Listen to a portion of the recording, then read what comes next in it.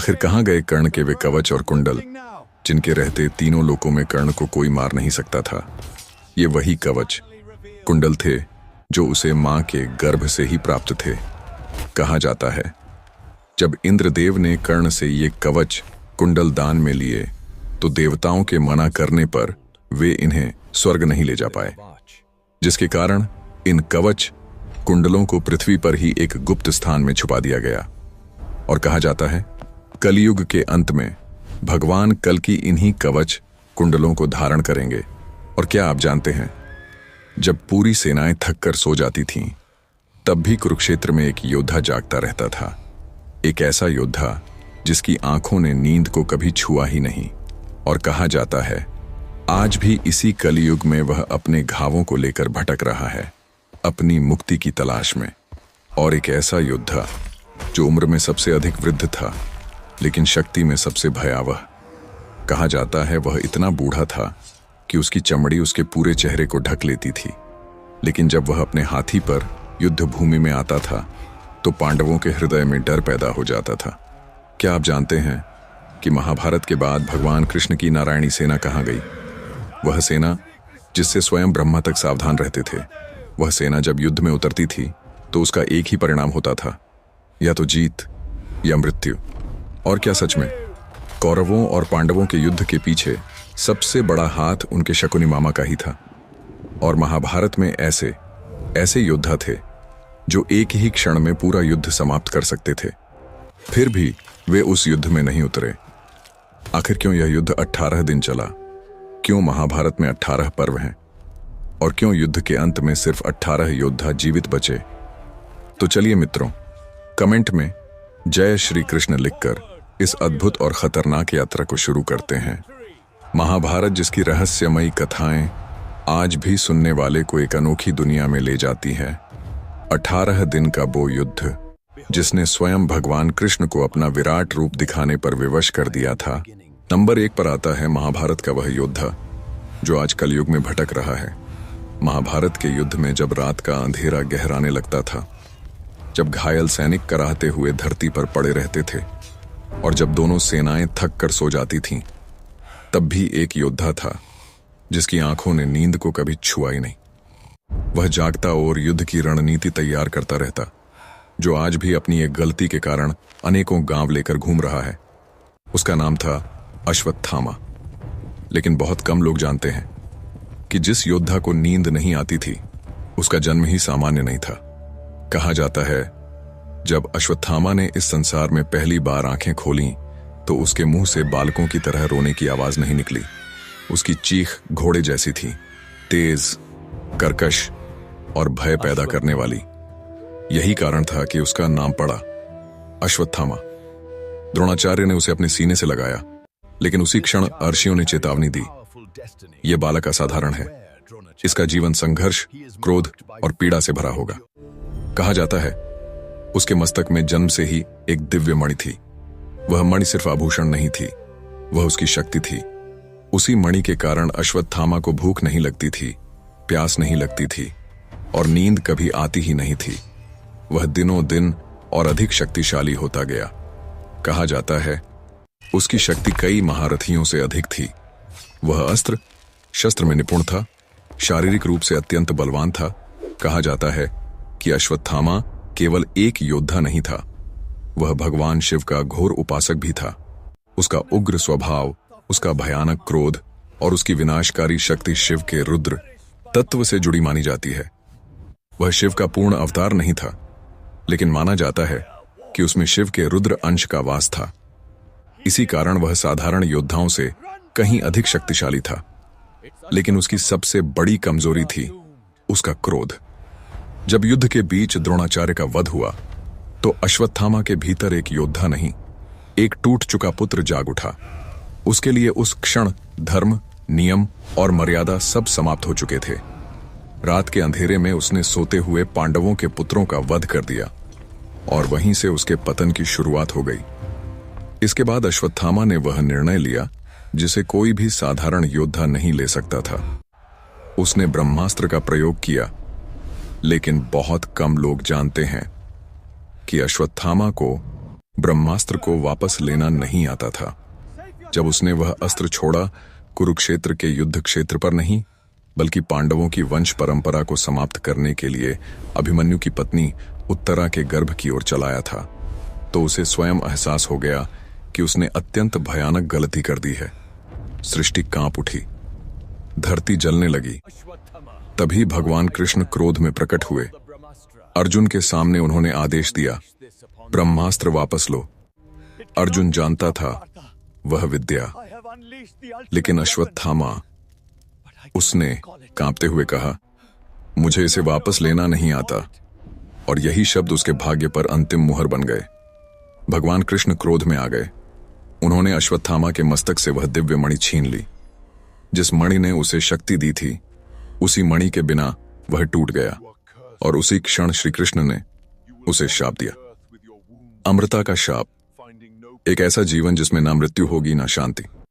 कहा जाता है उसके शरीर से खून और पीप लगातार बहती रहती है, उसके घाव कभी भरते नहीं, और आज भी इसी कलयुग में वह भटक रहा है।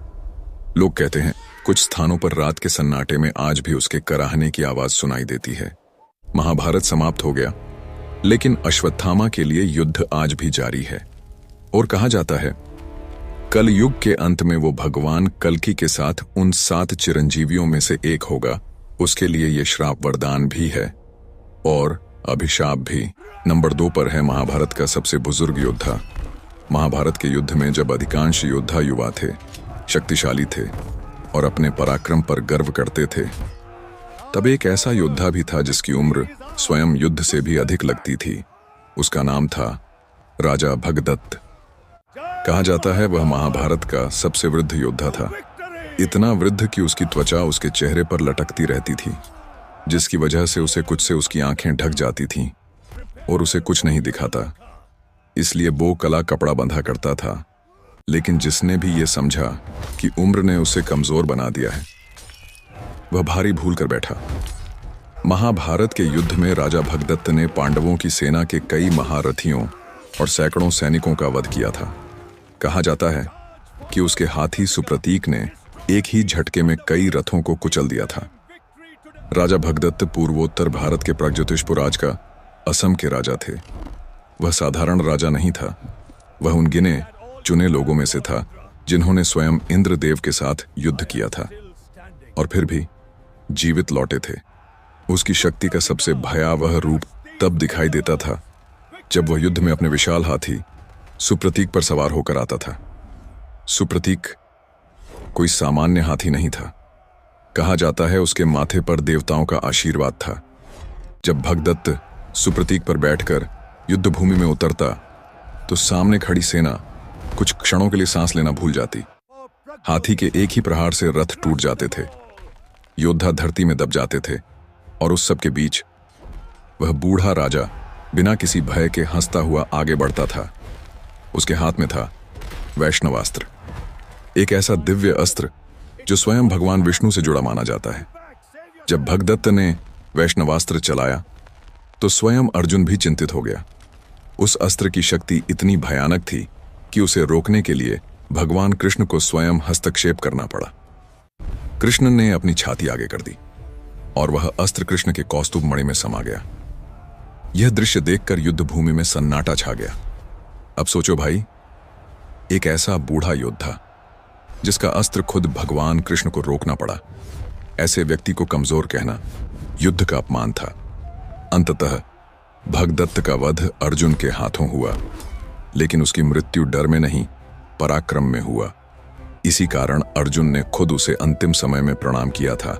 राजा भगदत्त इस बात का प्रमाण था कि युद्ध में उम्र नहीं, अनुभव सबसे खतरनाक हथियार होता है।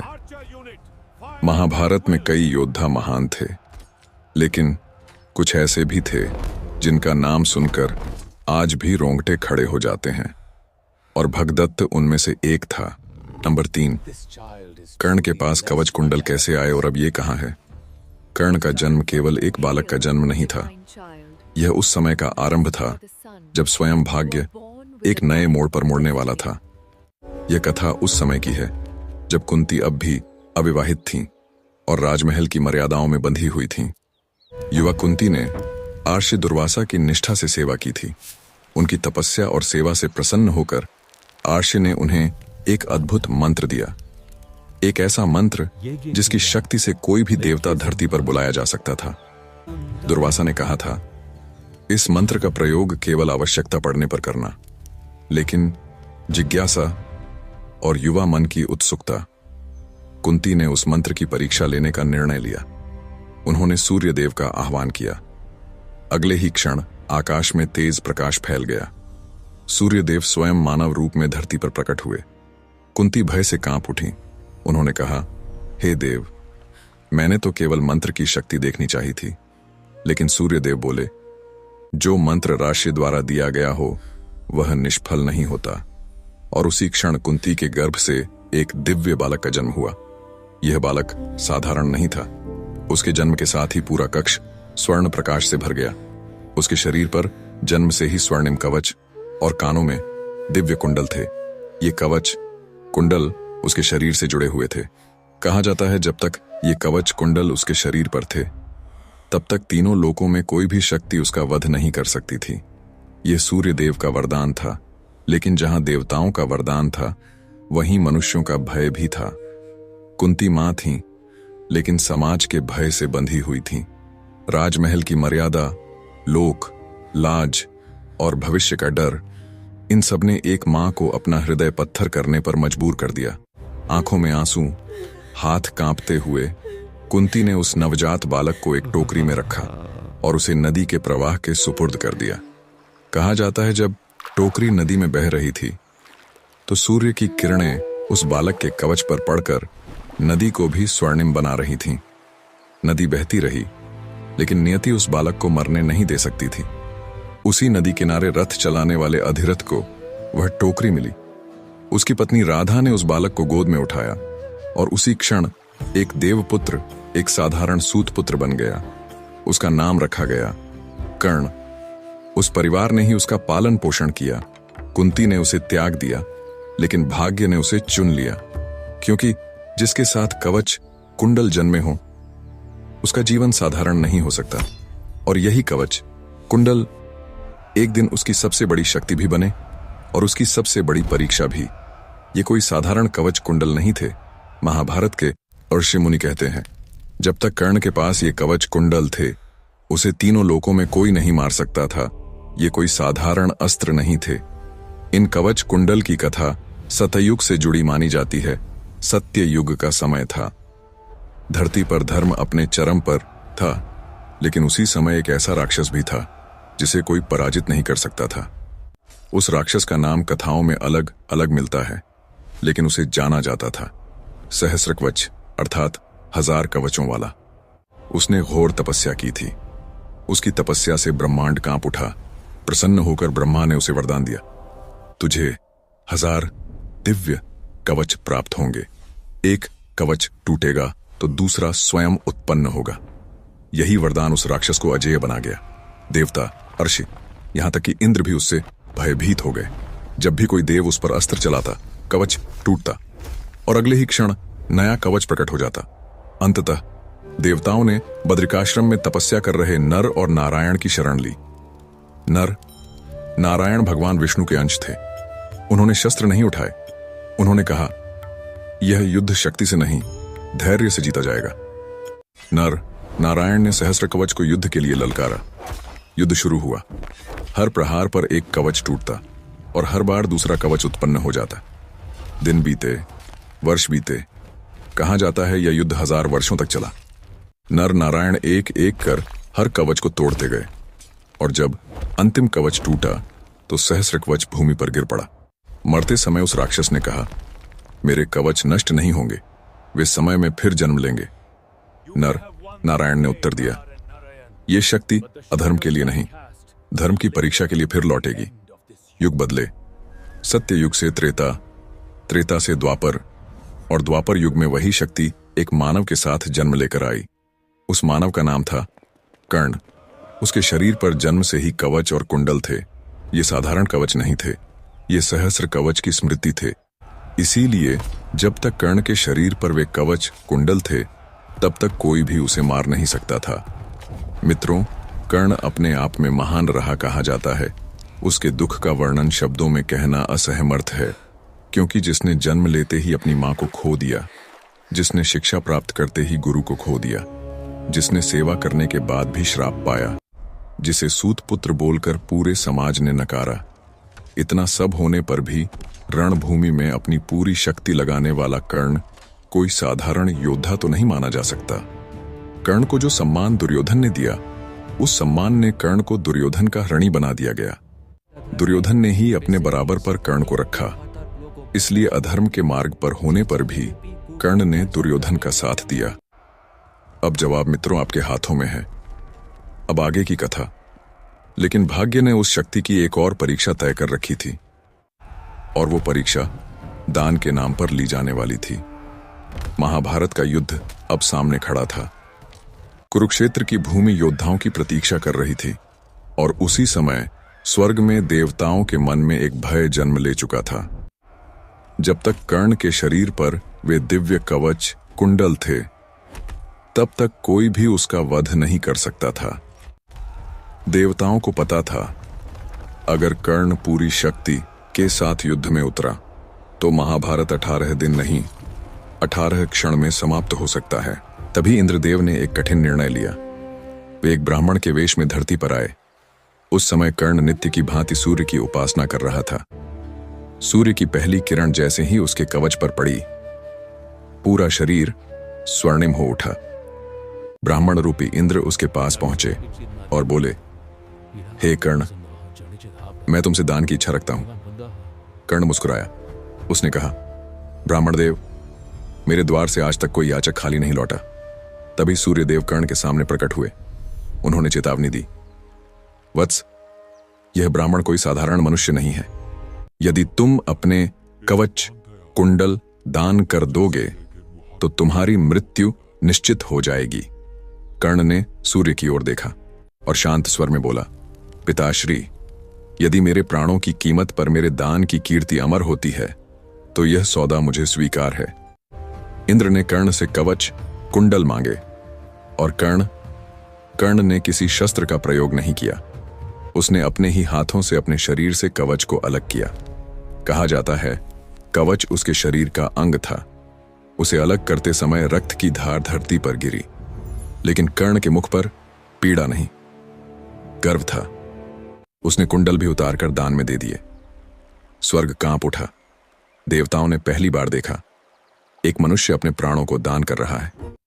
इंद्र अपने वास्तविक रूप में प्रकट हुए। उन्होंने कहा, कर्ण, मैं तुम्हारे इस दान से पराजित हूं। इंद्र ने उसे शक्ति अस्त्र दिया, एक ऐसा अस्त्र जो केवल एक बार प्रयोग किया जा सकता था। लेकिन जब इंद्र उस कवच कुंडल को स्वर्ग ले जा रहे थे तो चंद्रदेव ने कहा, आप छल से प्राप्त हुई वस्तु को स्वर्ग में नहीं ला सकते थे।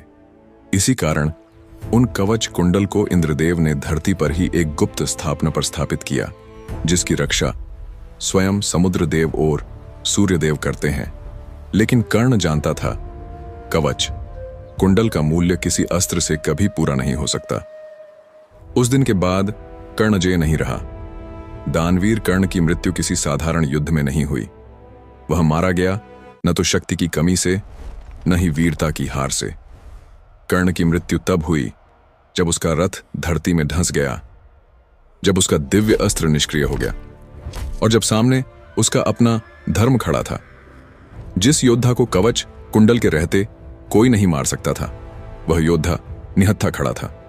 और तभी इतिहास का सबसे विवादित बाण छोड़ा गया। यही थी दानवीर कर्ण की मृत्यु, जो आज भी धर्म और अधर्म के बीच सबसे बड़ा प्रश्न है। लेकिन वह इतिहास का सबसे महान दानवीर बन गया, और यही कारण है आज भी कवच कुंडल नष्ट नहीं हुए। वे समय में कहीं छुपे हैं, और कहा जाता है, कलयुग के अंत में भगवान कल की उन्हें धारण करेंगे और कली नमक राक्षस का अंत करेंगे, जो अभी तक का सबसे भयावह राक्षस होगा। नंबर 4 पर है भगवान श्री कृष्ण की नारायणी सेना। नारायणी सेना मित्रों, अब बात आती है उस सेना की जिससे तीनों में डर भर चुका था। क्योंकि भगवान कृष्ण स्वयं नारायण है, इसलिए इस सेना को नारायणी सेना कहा जाता है। महाभारत के समय भारत ऐसा नहीं था जैसा अभी दिखता है। उस समय अनेक छोटे छोटे राज्य थे जिनकी अनेक सेनाएं होती थीं। कहा जाता है उन सब ने महाभारत में भाग लिया था। महाभारत का युद्ध शुरू होने से पहले दोनों पक्ष जानते थे कि यह साधारण युद्ध नहीं होगा। यह युद्ध पूरे आर्यावर्त का भाग्य तय करने वाला था। इसी कारण अर्जुन और दुर्योधन दोनों ही भगवान कृष्ण की शरण में पहुंचे। कहा जाता है जब दोनों द्वारका पहुंचे तो भगवान कृष्ण विश्राम कर रहे थे। दुर्योधन सीधे कृष्ण के सिरहाने जा बैठा और अर्जुन नम्रता से उनके चरणों के पास बैठ गया। जब भगवान कृष्ण की नींद खुली तो उनकी दृष्टि सबसे पहले अर्जुन पर पड़ी। कृष्ण मुस्कुराए और बोले, तुम दोनों में से जो पहले बोलेगा वही पहले चुनेगा। अर्जुन ने बिना एक क्षण सोचे कहा, हे केशव, मुझे आप चाहिए, बिना शस्त्र, बिना सेना, सिर्फ आप। दुर्योधन यह सुनकर मन ही मन हंस पड़ा। उसे लगा अर्जुन ने सबसे बड़ी भूल कर दी। कृष्ण ने फिर कहा, मेरे पास मेरी नारायणी सेना भी है। दुर्योधन तुरंत बोला, मुझे सेना चाहिए। और इस प्रकार नारायणी सेना कौरवों के पक्ष में चली गई। यह वही सेना थी जिसे संसार की सबसे अनुशासित और भयानक सेना माना जाता था। इस सेना के सैनिक बचपन से ही युद्ध के लिए तैयार किए जाते थे। इस सेना के योद्धा बड़े बड़े युद्धों में विजय हासिल कर चुके थे। जो युद्ध से पहले ही अपनी परीक्षा की तैयारी कर लेते थे, उनका एक ही नियम था, या तो विजय या मृत्यु। पीछे हटना उनके लिए लज्जा से भी बड़ा पाप था। जब नारायणी सेना कौरवों की ओर से युद्ध भूमि में उतरी तो अन्य राजाओं की सेनाएं घबरा गईं। कहा जाता है कि कई छोटे राजा नारायणी सेना के सामने ठहर ही नहीं पाए। नारायणी सेना थोड़े ही समय में दूसरे राज्य के रहो परस्त कर पूरी तरह समाप्त कर देते थे। उनकी गति, उनका तालमेल और उनका आक्रमण इतना तेज था कि पांडवों की सेना को भी कई बार पीछे हटना पड़ा। कहा जाता है भीम, जो सहस्त्रों हाथियों की शक्ति रखते थे, उन्हें भी इस सेना से बचने के लिए पीछे हटना पड़ा था। नारायणी सेना राजाओं को सिर्फ हराती नहीं थी, बल्कि उन्हें मानसिक रूप से तोड़ देती थी। लेकिन यहीं पर एक अजीब बात हुई। इतनी शक्तिशाली सेना होने के बावजूद कौरव पक्ष धीरे धीरे कमजोर पड़ने लगा। क्यों? क्योंकि नारायणी सेना भगवान कृष्ण के बिना थी।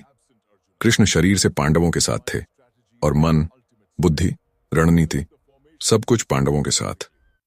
कृष्ण ने शस्त्र नहीं उठाए, लेकिन उन्होंने युद्ध को चलाया। जहां नारायणी सेना बल से लड़ रही थी, वहीं कृष्ण बुद्धि से। एक ओर हजारों सैनिकों की ताकत, दूसरी ओर एक ही मनुष्य की रणनीति। धीरे धीरे भगवान कृष्ण के नारायणी सेना के साथ न होने पर युद्ध का पलड़ा पांडवों की ओर झुकने लगा। नारायणी सेना लड़ती रही, मरती रही, लेकिन जिस उद्देश्य के लिए वह बनी थी, धर्म की रक्षा, वह उद्देश्य इस युद्ध में पूरा नहीं हो पाया। क्योंकि धर्म सेना से नहीं, सही मार्गदर्शन से जीतता है। युद्ध समाप्त हुआ, कौरव हार गए और इसके साथ ही नारायणी सेना का भी इतिहास मौन हो गया। इतनी विशाल सेना कहां गई, इसका उत्तर कहीं स्पष्ट नहीं मिलता। कुछ कहते हैं सेना युद्ध में नष्ट हो गई, कुछ मानते हैं भगवान कृष्ण ने उसे भंग कर दिया, और कुछ लोग यह भी मानते हैं कि यह सेना अभी समाप्त नहीं हुई, बल्कि समय के साथ छुपा दी गई, ताकि जब कलयुग अपने चरम पर पहुंचे तो वही शक्ति भगवान कल्कि के साथ पुनः प्रकट हो। महाभारत समाप्त हो गया, लेकिन नारायणी सेना का प्रश्न आज भी उत्तर की प्रतीक्षा में है। नंबर 5 पर पूरे महाभारत का सबसे बड़ा मास्टरमाइंड शकुनी को इतिहास ने चालबाज कहा, कुटिल कहा, जुआरी कहा, लेकिन बहुत कम लोग जानते हैं कि शकुनी महाभारत का सबसे ज्यादा टूटा हुआ इंसान था। उसका क्रोध किसी गद्दी के लिए नहीं था, उसका युद्ध किसी राज्य के लिए नहीं था, उसका युद्ध अपमान, भूख और मृत्यु की स्मृतियों से था। यह कथा शुरू होती है गांधार से। गांधार एक समृद्ध राज्य था। शकुनी वहां का राजकुमार था। उसकी बहन गांधारी विद्वान, सुंदर और तेजस्वी। जब गांधारी का विवाह हस्तिनापुर के राजा धृतराष्ट्र से तय हुआ तो गांधार को यह नहीं बताया गया कि धृतराष्ट्र जन्म से अंधा है। यह सत्य विवाह के बाद प्रकट हुआ। गांधार ने इसे धोखा माना, लेकिन तब तक बहुत देर हो चुकी थी। कुछ कथाओं के अनुसार गांधार के राजा और उनके पुत्रों को हस्तिनापुर में नजरबंद कर दिया गया। यह एक राजनीतिक कैद थी। उन्हें ना तो स्वतंत्रता थी, ना ही सम्मान। धीरे धीरे उनका भोजन कम किया गया। दिन बीते, सप्ताह बीते, और फिर एक एक कर शकुनी ने अपने पिता, अपने भाइयों को भूख से मरते देखा। कोई युद्ध नहीं, कोई शोर नहीं, बस धीमी मौत। मरते समय गांधार के राजा ने शकुनी से कहा, तू जिएगा ताकि हमारी मृत्यु व्यर्थ न जाए। कहाँ जाता है शकुनी को? जानबूझकर अंत में जीवित छोड़ा गया ताकि वह इस पीड़ा को हर सांस के साथ याद रखे। उसी क्षण शकुनी के भीतर राजनीतिज्ञ नहीं, एक प्रतिशोधी आत्मा जन्मी। उसने शपथ ली, मैं हस्तिनापुर को बाहर से नहीं, अंदर से तोड़ूंगा। शकुनी जानता था वह बल से भीष्म, द्रोण या अर्जुन को नहीं हरा सकता। इसलिए उसने मनुष्य की सबसे बड़ी कमजोरी चुनी, लोभ। दुर्योधन उसके लिए सबसे आसान मोहरा था। शकुनी ने दुर्योधन को नफरत सिखाई, ईर्ष्या सिखाई, और यह विश्वास दिलाया कि पांडव उसका अधिकार छीन रहे हैं। जुए का खेल सिर्फ एक खेल नहीं था, वह हस्तिनापुर की आत्मा को तोड़ने की चाल थी। युधिष्ठिर का जुआ, द्रौपदी का अपमान, वनवास, ये सब तलवार से नहीं, पासों से जीते गए युद्ध थे। शकुनी हर बार मुस्कुराता था, क्योंकि वह जानता था हर चाल हस्तिनापुर को युद्ध के और करीब ले जा रही है। महाभारत का युद्ध उसके लिए विजय नहीं था, वह अंत था। 18 दिन का युद्ध और कौरव वंश का विनाश। जिस क्षण दुर्योधन गिरा, उसी क्षण शकुनी का उद्देश्य पूरा हो गया। अंत में शकुनी सहदेव के सामने आया। सहदेव जिसे सबसे कम आंका गया, और यही नियति थी जिसने चालों से इतिहास बदला। उसे शांत बुद्धि वाले सहदेव ने परास्त किया। कहा जाता है मरते समय शकुनी के चेहरे पर डर नहीं था, वहां संतोष था, क्योंकि जिस हस्तिनापुर ने उसका परिवार छीना था वह अब खंडहर बन चुका था। शकुनी खलनायक नहीं था, वह उस अन्याय का परिणाम था जिसे इतिहास ने कभी न्याय नहीं दिया।